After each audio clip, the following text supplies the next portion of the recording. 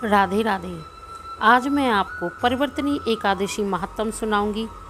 इस एकादशी को वामन एकादशी अथवा जयंती एकादशी भी कहते हैं। इस एकादशी के व्रत करने से सभी पापों से मुक्ति मिलती है।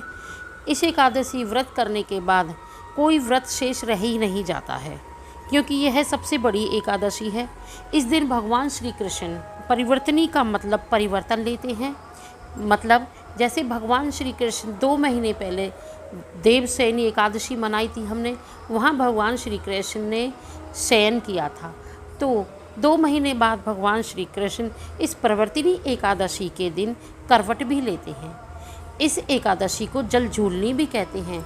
यहाँ भगवान श्री विष्णु भगवान जी डोले में जल में झूला झूलते हैं। यह उत्सव बरसाने गांव धाम में बहुत ही धूमधाम से मनाया जाता है। कहते हैं कि जन्माष्टमी के बाद जया एकादशी करनी आवश्यक होती है। उसी तरह श्री राधा रानी की राधा अष्टमी के बाद यह परिवर्तनी एकादशी भी अवश्य ही करनी चाहिए। इससे सभी पापों से मुक्ति मिलती है। इसमें भगवान श्री वामन भगवान ने अवतार लिया और उन्होंने राजा बलि से 3 पग भूमि दान लिया था। आइए सुनते हैं एकादशी महात्म। धर्मराज युधिष्ठिर बोले कि हे भगवान, भादव की शुक्ल पक्ष की एकादशी का क्या नाम है तथा उसकी क्या विधि है? इस एकादशी के व्रत को करने से कौन सा फल मिलता है, सो हमें सब समझाकर कहिए।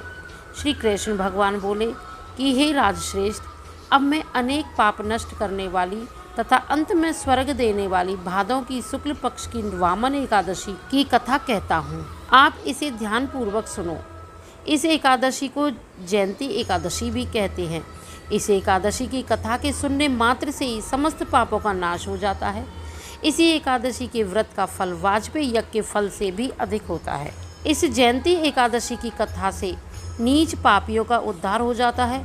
यदि कोई धर्मपरायण मनुष्य एकादशी के दिन मेरी पूजा करता है तो मैं उसको संसार की पूजा का फल देता हूँ। जो मनुष्य मेरी पूजा करता है उसे मेरे लोक की प्राप्ति होती है।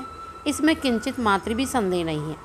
जो मनुष्य इस एकादशी के दिन श्री वामन भगवान की पूजा करता है वह तीनों देवता अर्थात ब्रह्मा विष्णु महेश की पूजा करता है। जो मनुष्य इस एकादशी का व्रत करते हैं उन्हें इस संसार में कुछ भी करना शेष नहीं रह जाता है।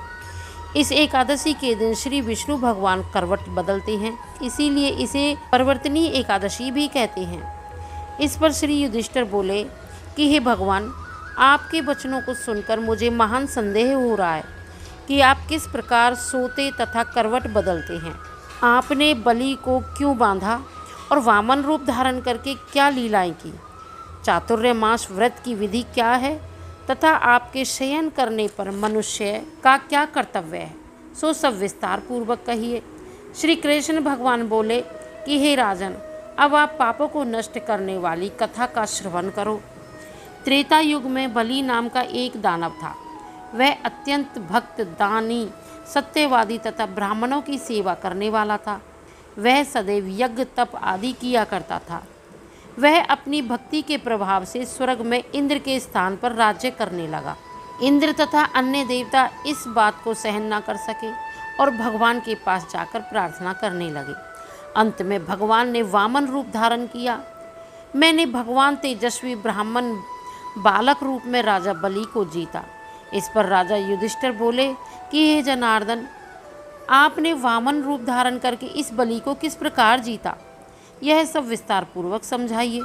श्री कृष्ण भगवान बोले कि हे राजन, मैंने वामन रूप धारण करके राजा बलि से याचना की कि हे राजन, तुम मुझे 3 पैर भूमि दे दो, इससे तुम्हारे लिए 3 लोक दान का फल प्राप्त होगा। राजा बलि ने इस छोटी सी याचना को स्वीकार कर लिया और भूमि देने को तैयार हो गया। तब मैंने अपने आकार को बढ़ाया और भूलोक में पैर, भुवन लोक में जंघा, स्वर्गलोक में कमर, महालोक में पेट, जनलोक में हृदय, तपलोक में कंठ और सत्यलोक में मुख रखकर अपने सिर को ऊंचा उठा लिया। उस समय सूर्य, नक्षत्र, इंद्र तथा अन्य देवता मेरी स्तुति करने लगे। उस समय मैंने राजा बलि को पकड़ा और पूछा कि हे राजन, अब मैं तीसरा पैर कहाँ रखूं?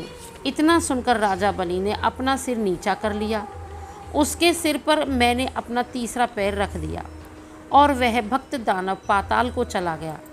जब मैंने उसे अत्यंत विनीत पाया तो मैंने उससे कहा कि हे बलि, मैं सदैव तुम्हारे पास रहूँगा। भादों की शुक्ल पक्ष की परिवर्तनी नामक एकादशी के दिन मेरी एक प्रतिमा राजा बलि के पास रहती है और एक क्षीर सागर में शेषनाग पर शयन करती रहती है। इस एकादशी को विष्णु भगवान सोते हुए करवट बदलते हैं। इस दिन त्रिलोकी के नाथ श्री विष्णु भगवान की पूजा की जाती है। इसमें चावल और दही सहित चांदी का दान किया जाता है।